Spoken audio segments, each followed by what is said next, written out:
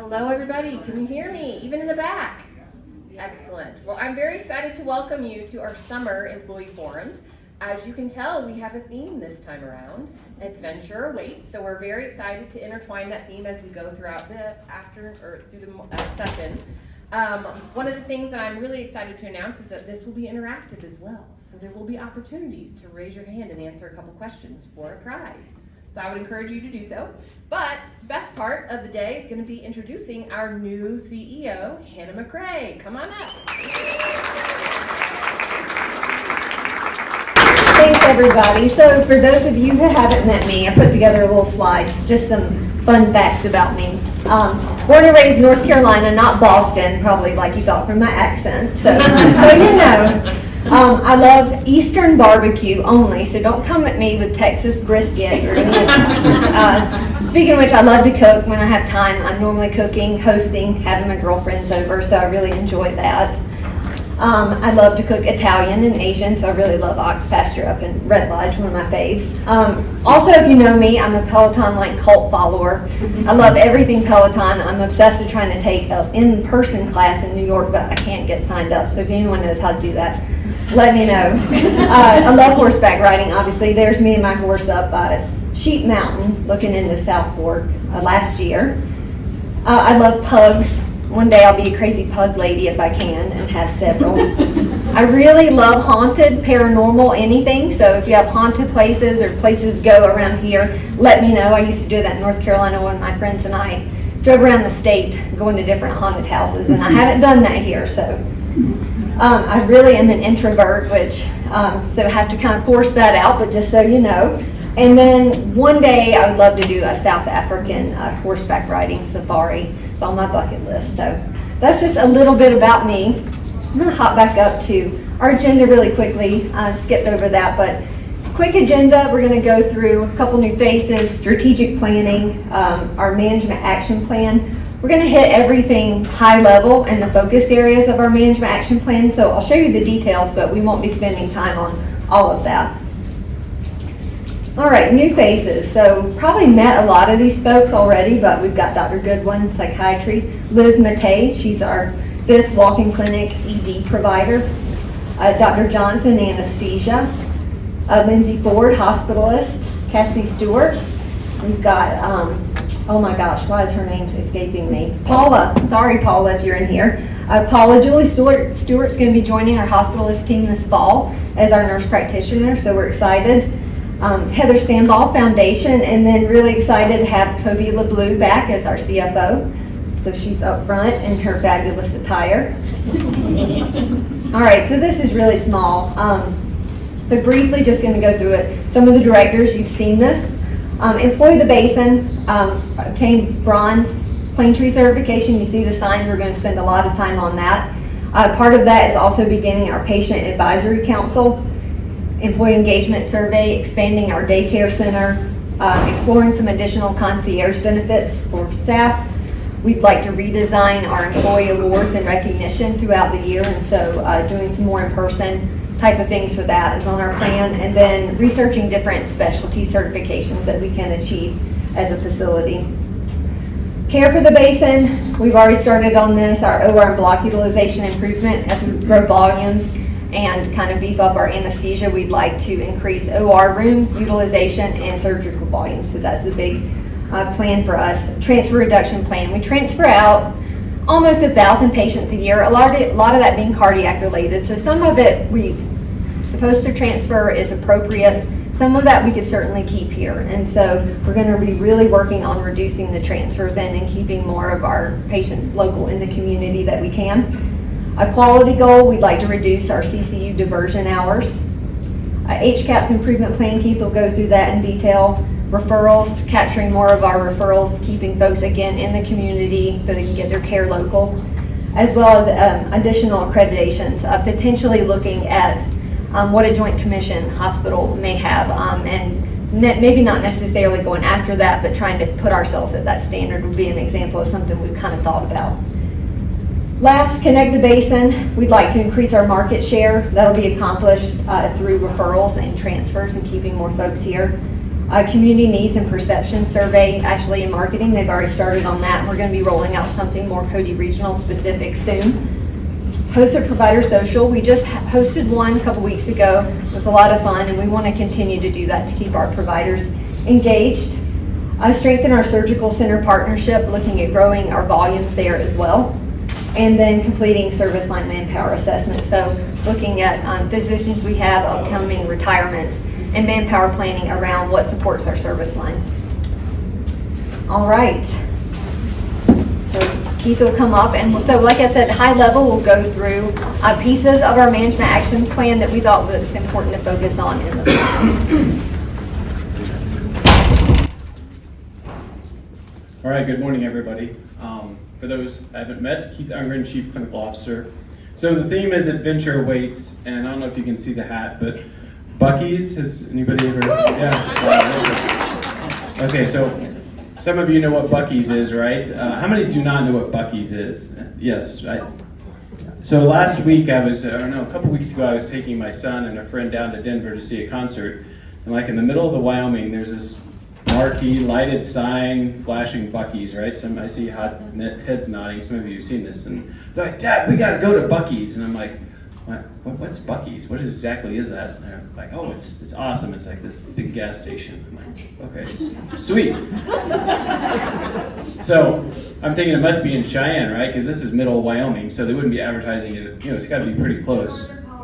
Oh no, we keep going south, right? I-25, and there's another sign. I'm like, there's another sign. We get to Cheyenne, nope, another sign. Multiple signs. Finally, yeah, it's like halfway between, some of you have been there, obviously, halfway between Fort Collins and Denver.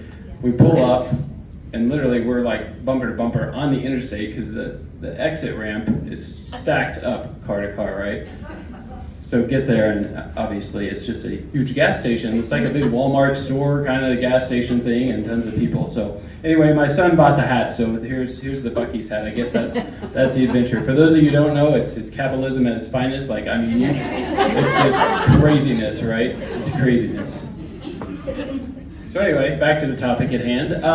So one of the things on our management action plan is talking about reduction of transfers.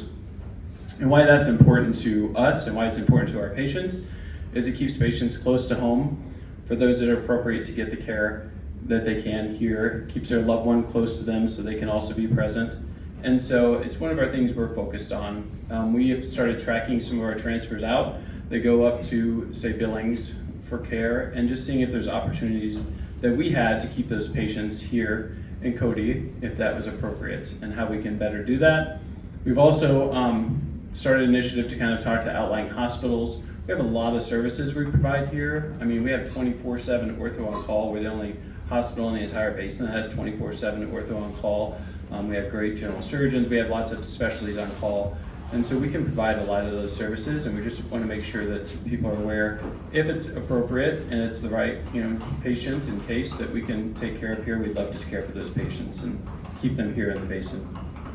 It also helps, with all of our other services we provide, such as PT and OT and, even nursing staff and swing beds. So it just makes sense for us as an organization and for those patients to be here if it's appropriate.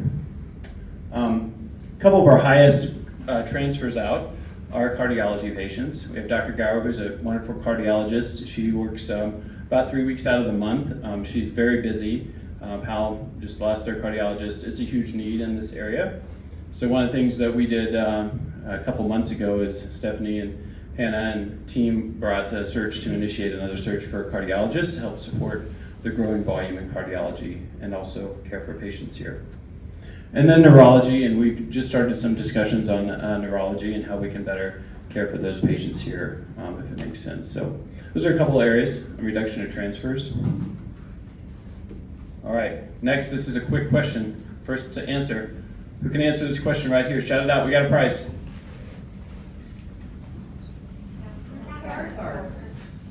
I think I saw Rochelle right back here. Who was it, Rochelle? Hand up. Hey, Rochelle! Sorry for those in the back. That's why you sit up front, because you can then see the screen and the questions. You didn't know that, right? You didn't learn that in grade school. You got to sit in front. So anyway, the question is, what's the name of the CRH Specialty Building where many outpatient providers see patients. And of course, that answer is the Cathcart building out on our west road, headed toward Walmart. And then one of the other initiatives is just focusing on our patient experience. This is important to us, obviously important to our patients, but just looking at their satisfaction scores and how we measure that in a lot of our areas: surgery, women's health, inpatient, even home health, hospice, is through what's called HCAHPS. And so the measure that we report out through CMS is the inpatient HCAHPS scores, which consists of the med-surg unit, acute care, critical care, and our women's health unit. So one of our initiatives is we averaged 5 out of 8 metrics above the 75th percentile, which means compared to hospitals across the United States, 5 out of those 8 metrics we had above the 75th percentile. We were 75% better than the rest of the hospitals. 3 of those we were below. So we really want to we'd love to be 8 out of 8 above the 75th percentile. But as we work towards these things, they do take some time to impact. We set a goal of achieving 6 out of 8 metrics above the 75th percentile for this coming fiscal year, which starts right now in July. So some of those areas that we're focused on, and I know our acute care and critical care and women's health is really on bedside grounding with patients. That's just been proven to show increased communication, better communication to our patients, handoff, if you will. And then communication about medications. We've scored consistently kind of low in this area. So I know the unit-based council on acute care recently came up with side effect and medication sheets that they now provide to patients, and we've already seen an uptick in those scores. So we're really happy about that. But again, just focusing on that, that's another area we're focusing on. So next up, we have, I think, Stephanie and Cody are going to tag team this one. So thank you.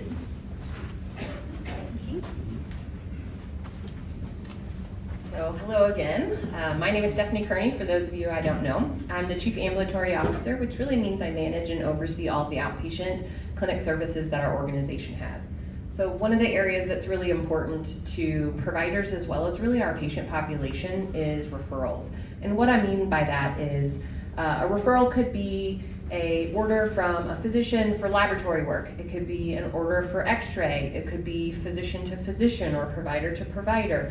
It could be an order for surgery, right? It's the services that we provide that sometimes cross over between departments. And the reason that this is really important to our patients as well as our providers is because, similar to what Keith was talking about, it does allow us to keep our patients and our local community members here within Cody Regional Health. So one of the greater benefits that we have when we're talking about referrals is it maximizes continuity of care. So as an example, if you were to be referred outside of our facility, the medical record is not consistent, the information may or may not get back to us, it's a little bit more of a delay often in care. And so keeping everybody within our family really does help the patient as well as the providers. It strengthens collaboration as well, so it helps us get to know our physicians and our providers as well as provider to provider. In addition, it can help with patient satisfaction because we can do things a little bit more timely often. We can take better care of them. When we communicate with them, we have a more holistic picture of their care and the services that they need. But there's also an added benefit that it does help the organization sustain financial stability. And that's because you really kind of keep everything here within our organization. And when I talk about referrals, I think it's important to note that it's not necessarily just the employed physician team I'm talking about.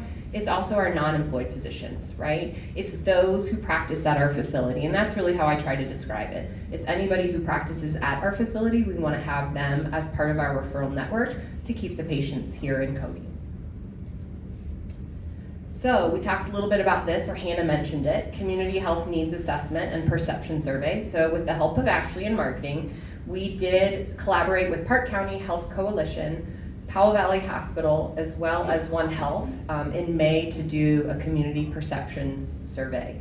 A community health needs assessment. Did anybody take that? You might have seen it posted online. It was questions about services we need or what's important to you. And it really is trying to glean from the community what they think is needed both in the healthcare services, both here as well as over in the Powell area. And so what we do is we take that information by listening to the community, and it was one of the stellar years for feedback from the community. So we have a lot of information we're combing through right now, and we're going to take that information and transition it into something we call a community perception survey. So with what they've already told us, we now want to figure out, what does it really mean to us in Cody Regional Health? What is it about a service they need? What is it about a perception of a service we don't have potentially? And we're going to use that secondary survey to then kind of create our marketing plan as well as our community outreach plan. We want our community to be fully informed about what we offer and what's important to them. And so we hope to be able to do that over the coming year. Okay, pop quiz. Here we go. Which of the following services is offered by Cody Regional Health employed providers? Okay, somebody said it over here first. Penny! Okay, well, whoever over here can have it. Do you want to give me my card in? Okay, well, congratulations. And Kobe and I are going to tag team this one because this is about service line planning as well as manpower planning. And what that really means, again, is if we take the feedback from the community, we take the feedback from our providers, we look at our referral transfers, we use all of the information we've already spoken about, and we convert that into what does the hospital and the community need in terms of providers and or service lines. So that's something we call a service line manpower assessment. And really it's evaluating what we should be offering or not offering within our facility. Okay, and so, shorter than Stephanie, sorry. It's important to us to analyze this data to make sure that we're planning for succession. If we know that a physician, for example, is on the track to retire, we need to start planning ahead of time, sometimes a few years ahead of time, to make sure that we can continue to have those services here. So I help with the financial analysis of that to see how the service line performs, whether we need more staffing or less staffing, and those kinds of things. So a few areas we've already had conversations about are listed on the slide as well. So one of them is OBGYN. You may all have heard that Dr. Williams will be retiring at the end of this calendar year. And so what does that mean to our organization? And what does that mean to our women's health and services that we offer? So it's very important that we find a physician. We've been on that search for quite some while. Excited to say I do have an offer out, so please, fingers crossed, that one comes home or comes to fruition.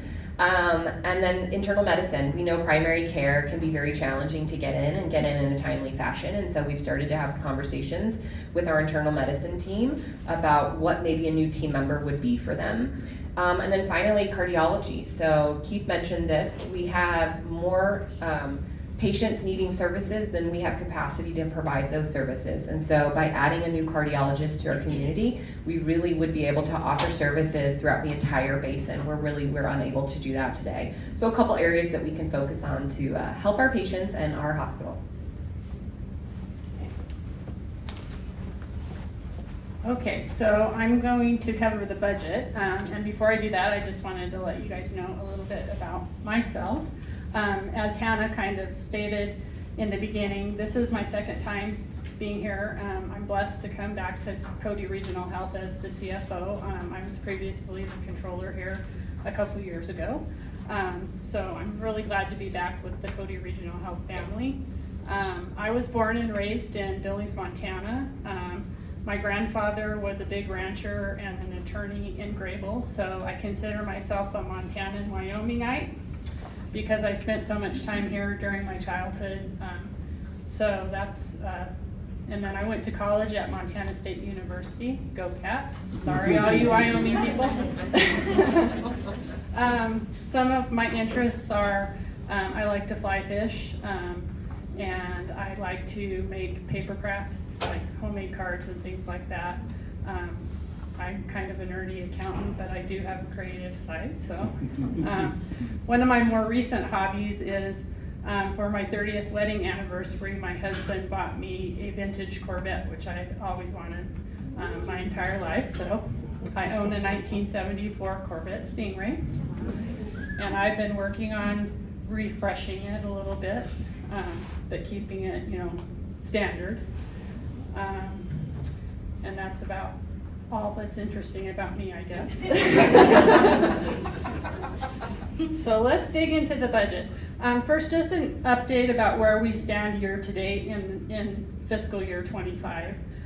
We are running a little bit behind our budget on operating margin. However, that's primarily related to surgery volumes and unexpected additional anesthesia fees that we weren't anticipating.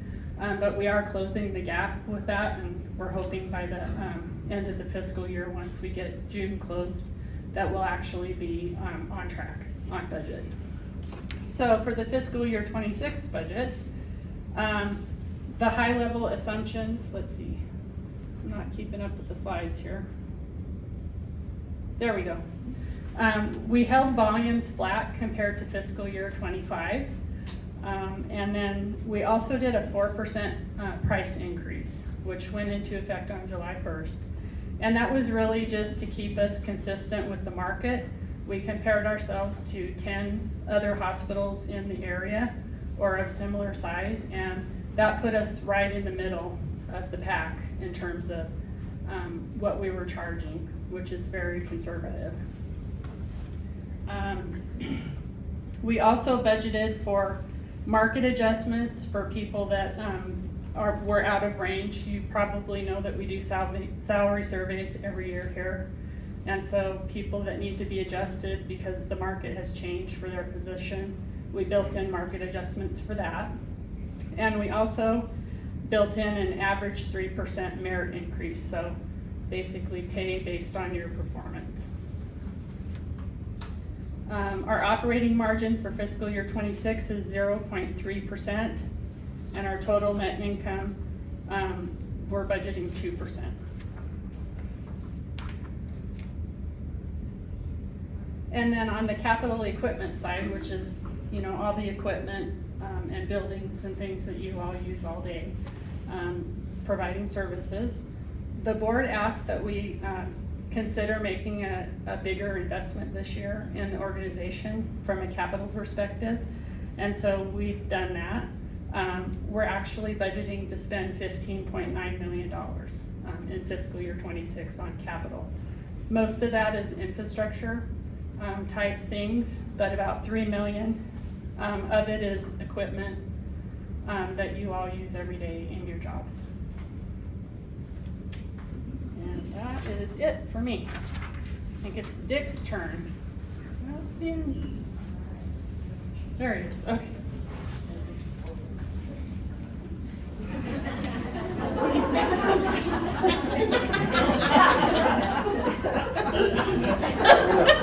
I want to take the mic. Yeah, I think I'm going to take the mic.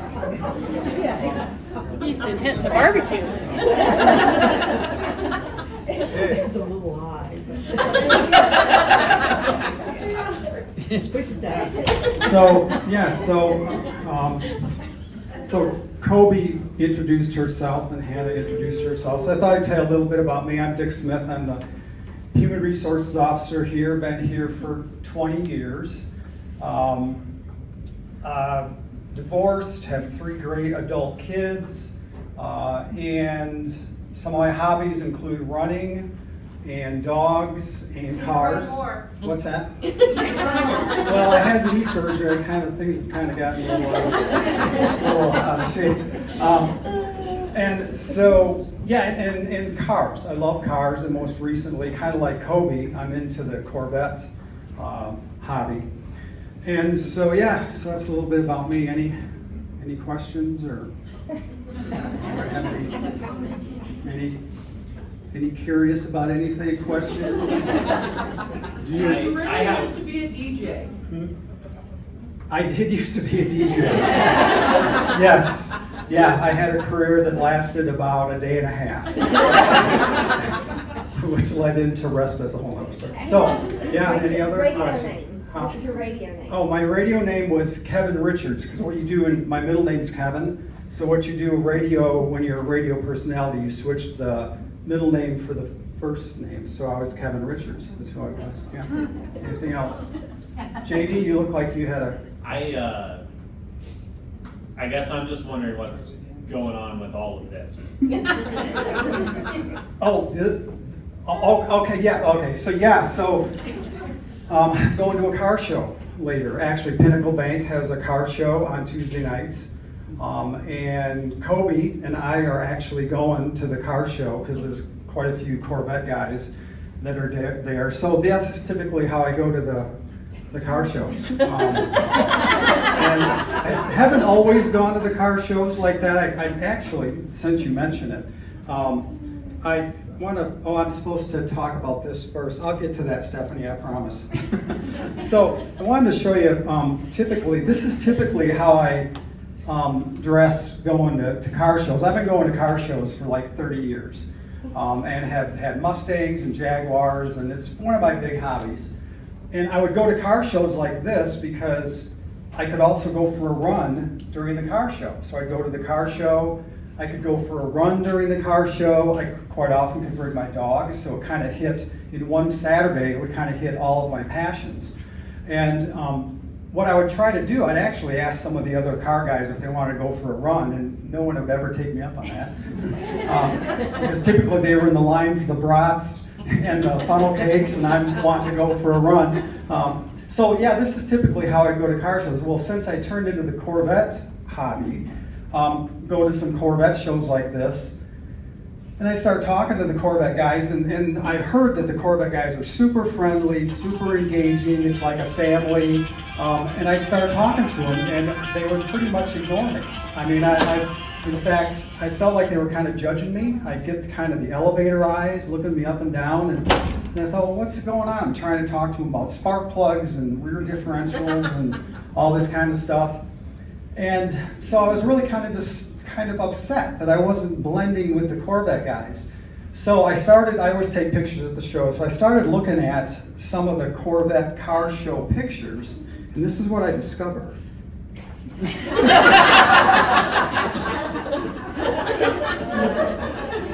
see that? So apparently there's a Corvette guy uniform.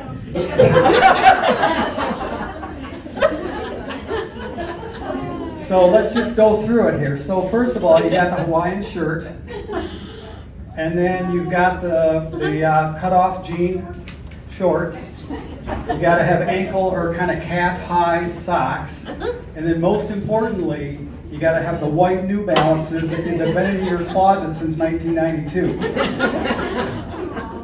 So I thought, well, there you go. That explains it. So $166 later on Amazon, I got this. Now I want to point out though that I've taken it up a notch. So first of all, I don't know if you can see, I got the white belt to match the white New Balances. I got the real fake gold bracelet. And I don't know if you guys can see this, but here I've got a necklace with a weird shaped pendant. And you want it nestled right amongst your sweaty chest hair. So that's the point of that. And then, I don't know if you can tell, I got the inflatable beer belly. And then I want to show you something else here. I drew a belly button on it. So, because you know, and it's an innie. Because you know these Corvette guys have deep innie belly buttons. So JD, yeah, that explains the outfit. So, Cody. I'm pretty sure Cody's not going with you anymore. What's going on with the podium? You need to lay off the PBR. I think you need coffee instead. Well, that's the other thing. Obviously, what you have to do is swing by Maverick and get a coffee on your way to the show. That's the Let's go. We're wanting to go to the show. Notice Kobe obviously knew the dress code. And here's the thing though. Despite all this, when I go to the car shows, I'm still not getting much attention from the guys. Now Kobe goes, and we go, and they're like, Kobe, hey, Kobe, here's this. And she's over there, throwing back the PBRs with the Corvette guys. And I'm still not getting much attention. Well, it turns out the other thing they judge you on is your car. Now, there's two schools of thought with the Corvette hobby.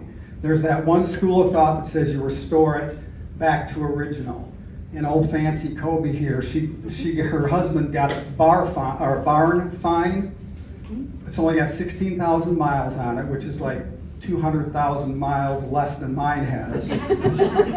And she's restoring it to original. And apparently that is really cool for the car guys. Where I subscribe to the other side of the hobby, and that is personalizing your car, restoring it, putting your own flavor to it. So I've done some things to my Corvette, and apparently the car guys don't approve of it, is what I'm thinking. The things I've done are tasteful, they're elegant. I've infused a little bit of my personality into my Corvette, so do you guys want to see it? Yeah. I'll show you. Okay. All right, so this is what mine looks like. Oh, there's another view. Okay, so this is my vet.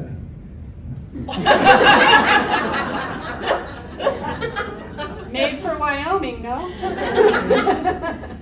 So I'm guessing from your reaction, maybe that explains. So no, but I think it's got some utility. I can drive it in the winter to make some extra cash. Yeah. Off-roading, yeah.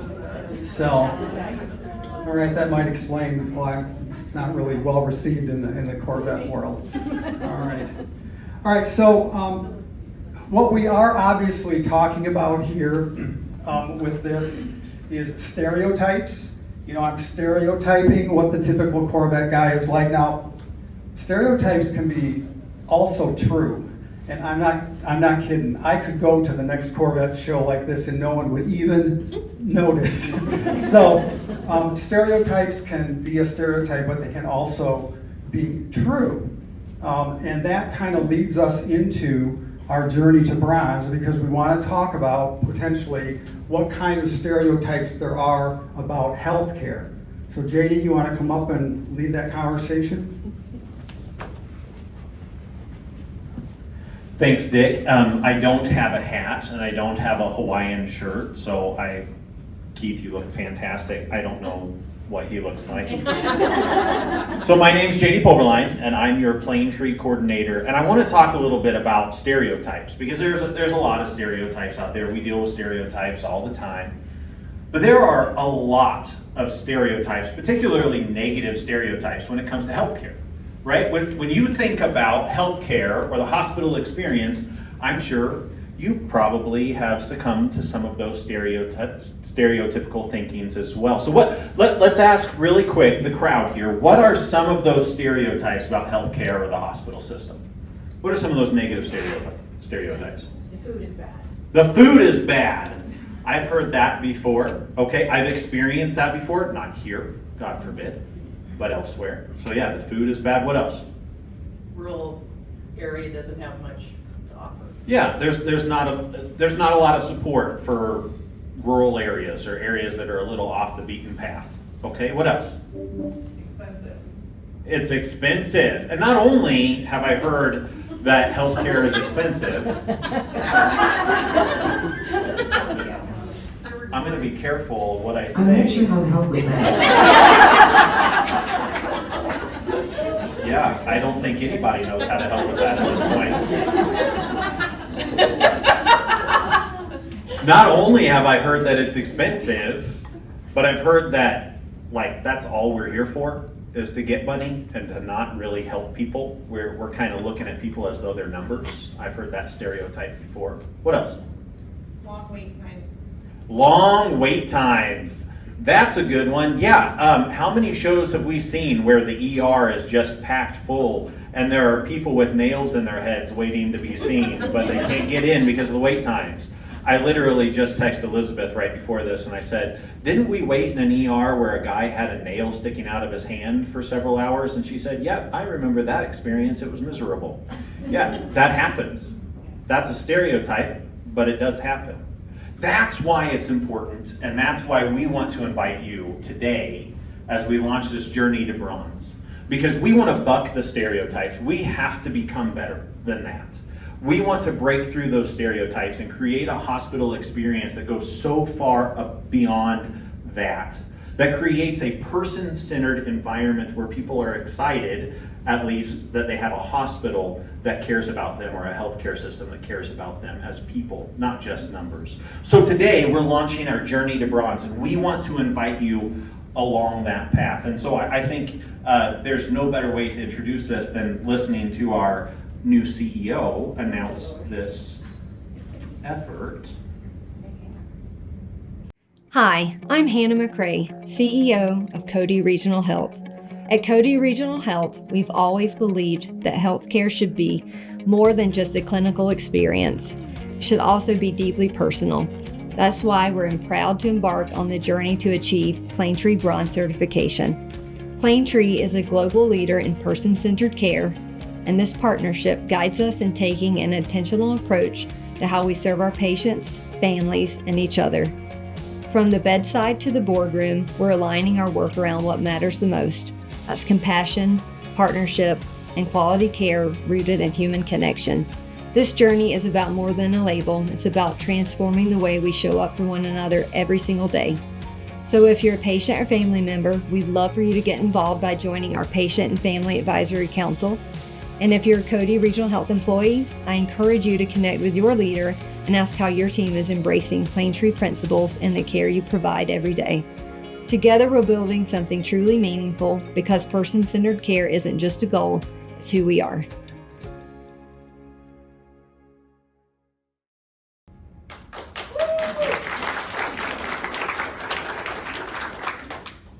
So that's awesome. Ooh, that was loud.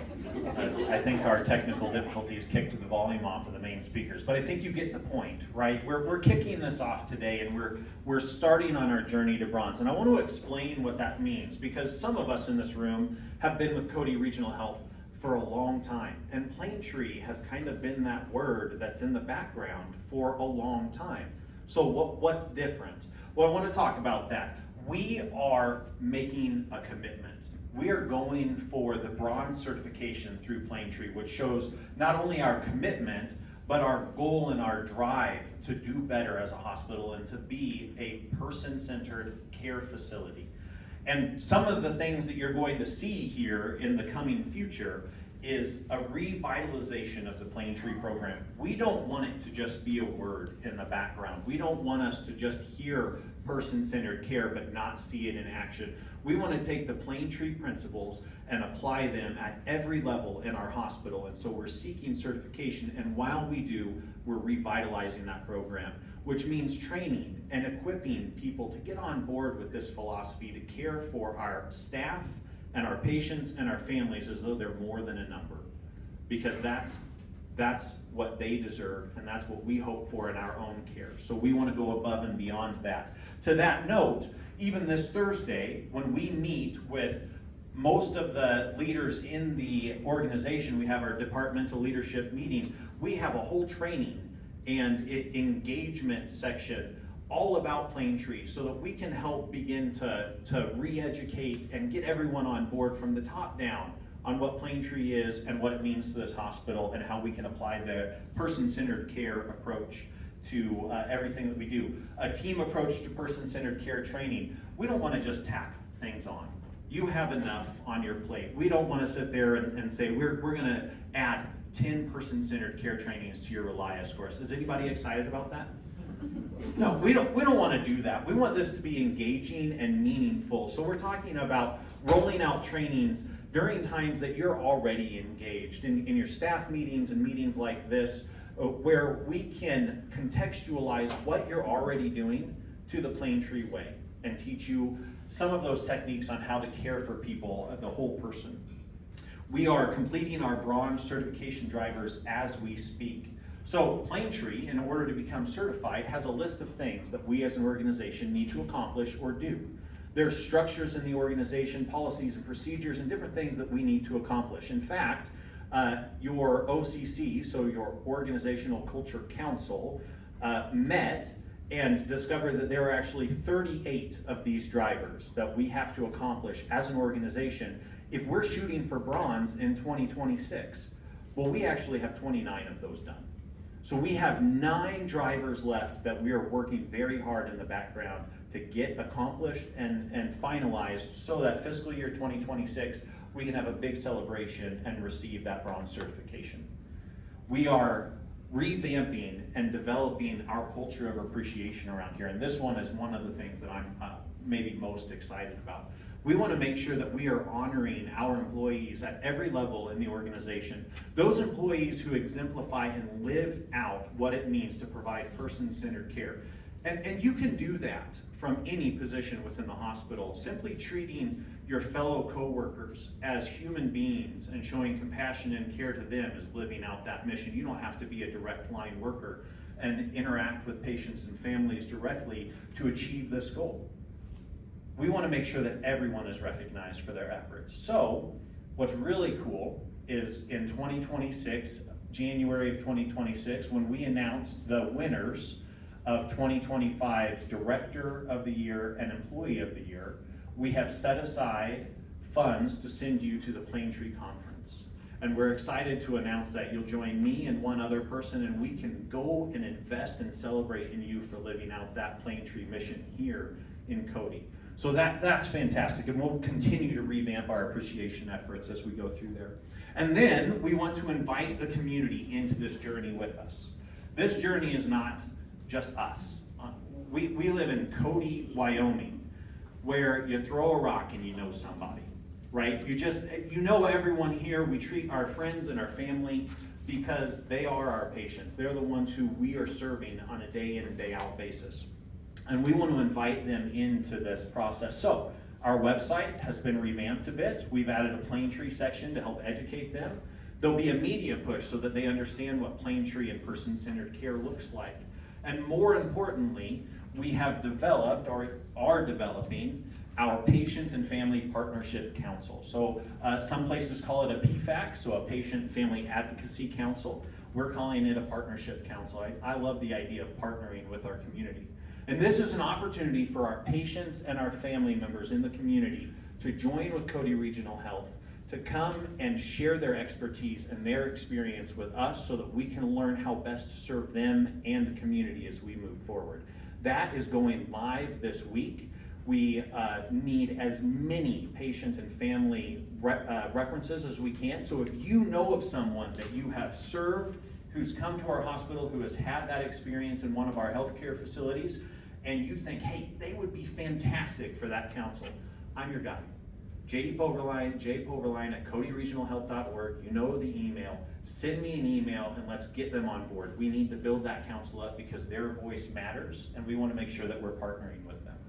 And last but certainly not least, we want to really emphasize our commitment to you as employees throughout the entire organization and ensure that your voice is heard and we're caring for you as completely as we're caring for our patients and our families. So to that point, Dick is going to come back up here and talk about our employee engagement survey.